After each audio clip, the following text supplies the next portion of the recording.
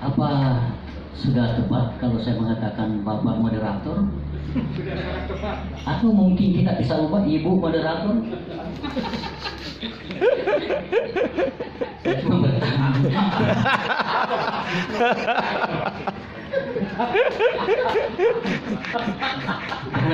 Kembali. Pertanyaannya tidak perlu dijelaskan. Iya. Karena itu tidak konteks.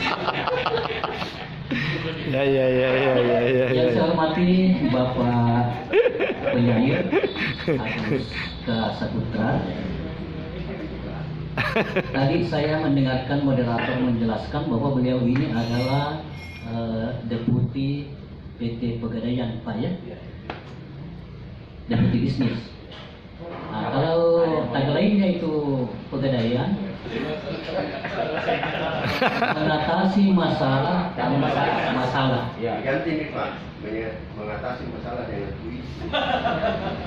Iya. Itulah bedanya dengan sastrawan. Kalau tagline-nya sastrawan, mengatasi masalah tanpa tahu masalah. Makanya jangan heran kalau selalu ada pertikaian pendapat antara sastrawan dengan sastrawan lain. Karena itu tadi. Dia selalu diskusi tanpa tahu apa sebetulnya yang diskusi. Menyelesaikan masalah tanpa tahu masalah. Nyeletek kritik yang bercanda ya. Saya bisa iya. Itu namanya sudah dilakukan cari. Baik, bapak-bapak, ibu-ibu dan saudara-saudara yang juga saya hormati, buku ini saya betul-betul menjejaki dari puisi pertama sampai puisi terakhir dalam kumpulan puisi ini, dan ada pengantar penulis di dalamnya. Penulis sendiri menulis bahwa himpunan puisi sepucuk surat dan kisah masa kecil masih merupakan bagian dari proses belajar saya menulis puisi. Bisa jadi hasilnya sangat jauh tertinggal dengan langgam penulisan puisi zaman now dan milenial ini. Ya. Jadi ini tulisan puisi pengantar dari penulisnya. Jadi sebentar kalau ada hal-hal yang sebetulnya tidak diinginkan muncul di forum ini, ya memang begitu karena pengakuannya penulisnya.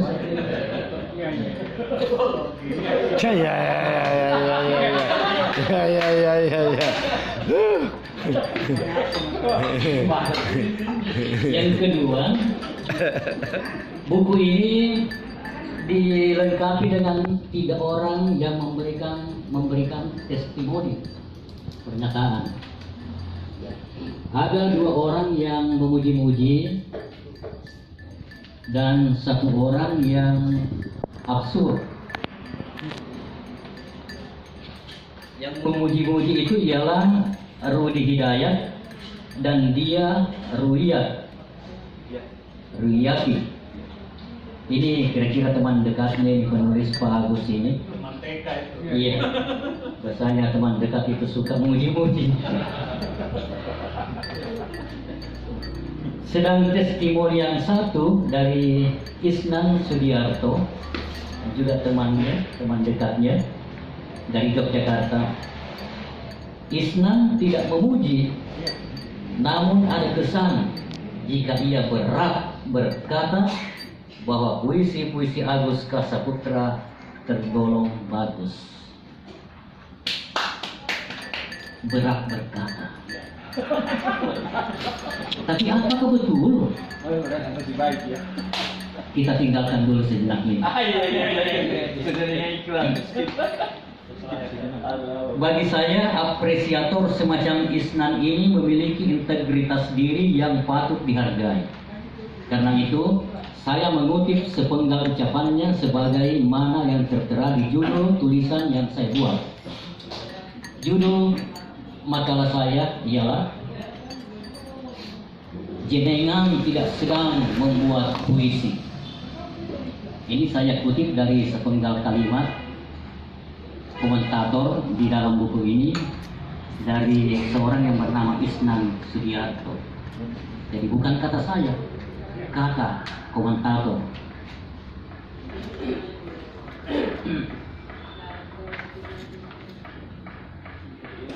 Pada buku ini Isnan Sudiarto menulis jenengan, ya, biasa juga disebut panjenengan, ya. Maksudnya itu kamu atau Anda, atau lebih konkretnya Agus Kasaputra selaku penyair tidak sedang membuat puisi. Jenengan hanya sedang menutup mata, lalu membayangkan diri jatuh cinta. Jadi menurut teman sendiri bahwa Pak Agus ini belum menulis puisi. Beliau hanya sekedar menutup mata lalu membayangkan diri yang jatuh cinta. Itulah juga yang sering saya katakan bahwa semua orang bisa berpuisi, tetapi tidak semua orang mampu menuliskan puisinya dengan baik. Ya. Apakah begitu maksud teman Pak Agus ini? Kita tinggalkan sejenak lagi. Ya. Luar biasa analisis anunya ya. Ada dua hal yang ingin saya kemukakan di forum ini berkaitan dengan buku Sepucuk Surat dan Kisah Masa Kecil karya Pak Agus. Yang pertama, saya melihat bahwa pengimajinasian pada puisi ini cukup kuat. Jadi kemampuan daya bayangnya Pak Agus selaku penyair sangat kuat. Dan ini tidak semua orang bisa memilikinya, kecuali orang-orang yang di samping memiliki kompetensi linguistik bahasa, juga memiliki kemampuan menelisik makna sebuah kata secara sastra.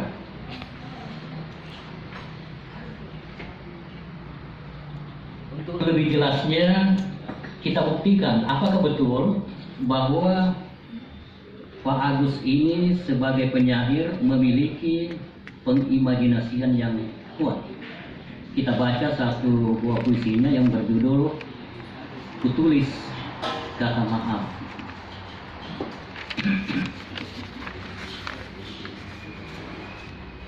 Kutulis kata maaf dengan ujung ranting kering, kutulis kata maaf pada daun hijau kekuningan, agar kau mau menerimanya. Dengan tinta biru basah, kutulis kata maaf pada ujung pelangi, agar kau mau membacanya. Dengan embun pagi dini hari, kutulis kata maaf pada helai selimut dingin, agar kau mau mendekat. Kata maaf kutulis terakhir kali saat engkau pergi, agar selamanya bersemayam di hati. Puisi ini ditulis pada tahun 2017. Penggunaan ritme berupa pengulangan kata dengan di awal bait puisinya sangat kuat mengantar imaji metaforis ke ruang penikmatan pembaca. Sinergitas pengimajinasian pada mikroteks seperti ujung ranting kering dengan daun hijau kekuningan, tinta biru basah dengan ujung pelangi, embun pagi dini hari dengan helai selimut dingin. Kesemua ini menjadi petanda kesungguhan hati menyampaikan permohonan maaf sebagai ikhtiar untuk saling mensucikan hati dari kesalahan. Ungkapan-ungkapan yang saya sebutkan tadi ini sangat koherensif, sangat harmonis antara satu kelompok kata dengan kelompok kata lainnya. Itulah juga ada kaitannya pertanyaan Pak Suradi Hasil tadi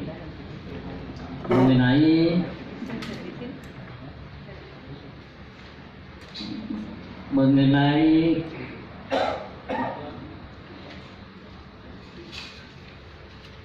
kata kau tunjukkan bagaimana caraku tersenyum dengan cara yang masam seperti mentari menyapa pagi. Antara seperti mentari menyapa pagi sangat kontradiktif dengan tersenyum dengan cara yang masam. Kalau dikatakan senyum secara masam, itu berarti ada kesan bahwa tidak nikmat. Makanya dikatakan tadi bahwa kurang mengerti karena memang kontradiktif antara pengertian mentari menyapa pagi dengan senyum yang masam.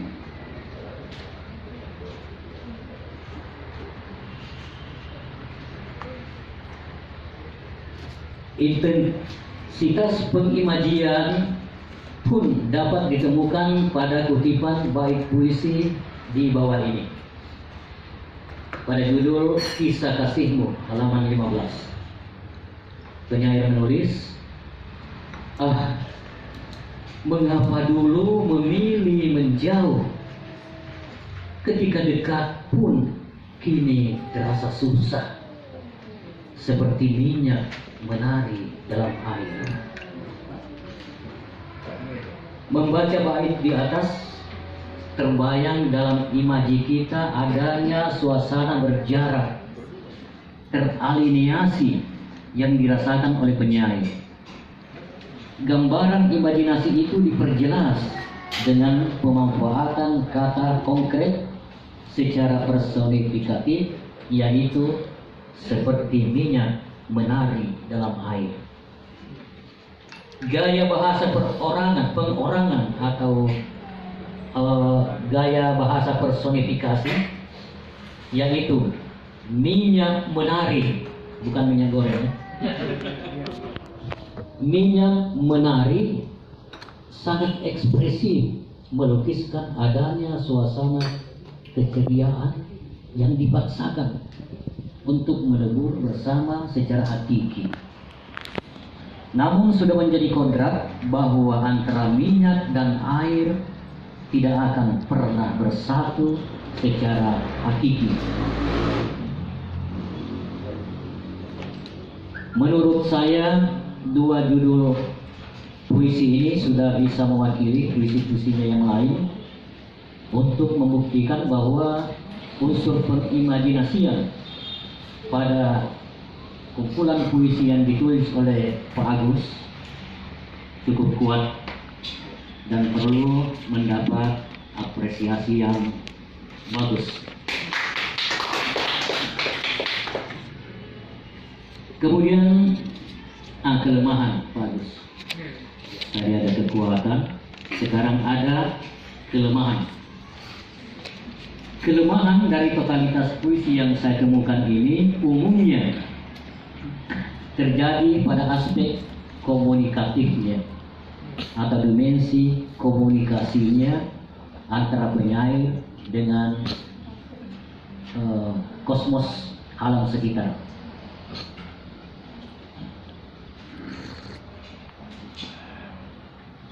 Pada dimensi komunikatif ini, rupanya penyair kurang intens menekuni diksi-diksi semiotiknya. Akibatnya beberapa frasa pada larik-larik puisinya terasa kurang cair atau tidak komunikatif. Kelemahan ini dapat kita baca pada puisinya di halaman 16 berikut. Berjudul Pada ujung selimut kau menangis. Pada ujung selimut kau menangis, melepas kerinduan singgah senja tadi. Setelah ia menyampaikan selamat tinggal. Aroma melati masih tertinggal, menempel pada malam basah oleh rintihan habis darah. Lelaki yang kau puja tak menoleh lagi. Nadinya yang selalu hangat telah beku, mengelupas jantungmu hingga detak terakhir. Nah, 2017. Amanat yang ingin disampaikan oleh penyair pada puisi di atas tidak jelas. Nada puisi menjadi absurd, gagal terkomunikasikan ke dalam suasana penikmatan pembaca. Beberapa kalimat seperti pada ujung selimut kau menangis dan rintihan anis darah hanyalah ungkapan puitis yang hampa dari makna semiosis. Puisi tersebut tampaknya ingin bercerita tentang suatu tragedi, namun subjek dan objek yang diceritakan itu tidak ada. Engkau lirik dan ia lirik pada baris. Lelaki yang kau puja adalah imaji yang kabur eksistensinya. Maka puisi ini hadir sebagai puisi gelap atau puisi kamar. Iya. Puisi Kamar. yang tidak komunikatif. Puisi-puisi gelap semacam ini dapat pula ditemukan pada halaman 17 yang berjudul Pelangi 95 dan Hariku semakin dekat di halaman 18.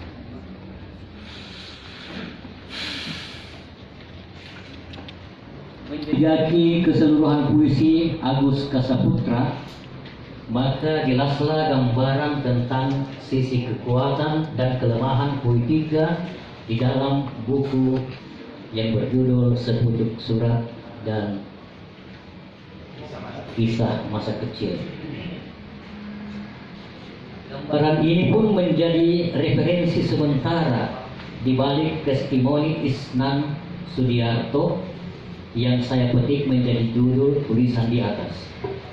Kalimat jenengan tidak sedang membuat puisi, jenengan hanya sedang menutup mata, lalu membayangkan diri jatuh cinta, bukanlah ungkapan yang merendahkan karya penyair, melainkan kalimat sugestif yang diutus menjadi cambuk agar Agus Kasaputra lebih intens menulis puisi yang utuh, puisi yang sinergis antara struktur fisik dan batin yang digarap dengan kontemplasi penuh. Puisi-puisi yang lahir sebagai produk akal budi secara utuh akan pasti terasa nikmat dalam pencernaan imaji pembaca. Selain itu, amanat yang dikandungnya pun bersifat inklusif dan menyarankan pesan-pesan filosofis ke dalam hati penikmatnya. Jika benar seperti itu yang dimaksudkan oleh Isnan Sudiarto dalam testimoninya di buku ini, maka saya pun sangat sependapat. Kekuatan dari segi pengimajinasian dan kelemahan pada aspek komunikatif hendaklah menjadi perhatian serius penyair. Intinya, dari puisi-puisi yang terhimpun di dalam buku ini terpancar potensi politik yang kuat penyairnya. Namun, tidak cukup hanya dengan itu.